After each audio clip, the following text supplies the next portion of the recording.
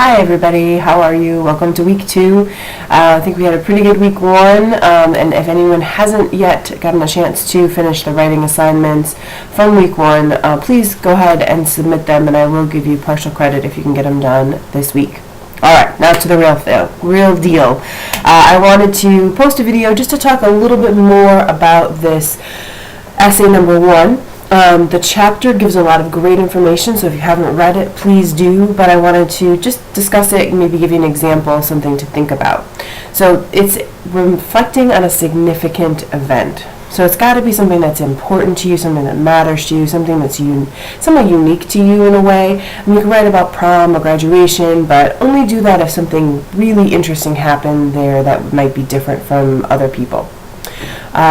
The important thing for this paper is to pick something specific that you can talk about, and it can't be that long because it's only 2 pages.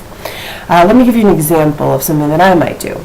So a few weeks ago, I went to Riot Fest in the city, and it was a great time. I met up with a lot of good friends, but I did learn something about myself going there. But it wouldn't be a good paper if I talked about all 3 days and I list every band that I saw and what the stage show was like, and then also what my friends said for every show, and went through all the details. That would be, I think, a very boring paper for people to read if they weren't there. So instead, what I'm going to do is I would pick just 1 or 2 stories from the weekend to represent what it meant. So I might tell first just a quick story about Friday and how it was very cold and rainy and miserable, and my friends and I just complained the whole day, and then The Offspring came on that night and we danced and met people and had a great time. However, then we went home and I woke up the next morning and I felt like I got hit by a car. I was sore everywhere, and I have a foot issue and it was acting up, and I thought there's no way that I can go today to this event. It's just not going to happen. But as the day went on, I started feeling a little bit better, and I just decided, you know what, my friend is here from Arizona and I hardly get to see her, and I want to go. I paid my money, I want to go. So I did it. I drove in. I mean, it was late, and later in the afternoon, but I just felt like I had to go. So I went and I had the best time.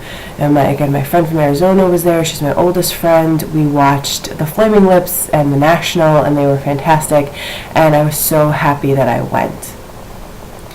The significance of this for me is that I learned that I need to always force myself to go to things.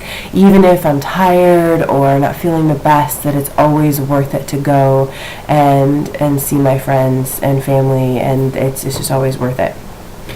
Okay, right? That's a focused, clear thing that I can do with my essay to help the reader understand what happened that weekend without having to go into every single little detail.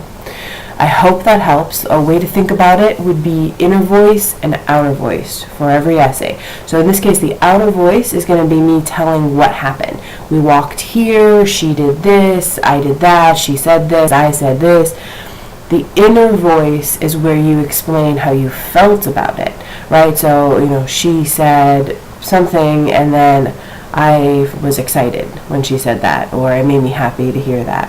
That would be the inner voice inside. So make sure you're including both in your papers, right? Outer voice to tell us what happened, and inner voice to tell us how you felt about it. Your thesis statement should have both of those things in it. I might say, Riot Fest was an amazing time that taught me to always go even if I don't feel up to it. Right, that would be my thesis statement to put in there. Alright, I hope that helps. I know it can be confusing, especially the first time, but I think it's actually a fun essay if you can find the right topic. So to that end, right, I've set up a discussion board number 3 that I want you all to go post on. Just post some ideas that you're thinking about. Do your brainstorming activity for homework, and then go post those ideas out on the discussion board, and then go give some feedback to some others, and hopefully you'll get feedback on your ideas.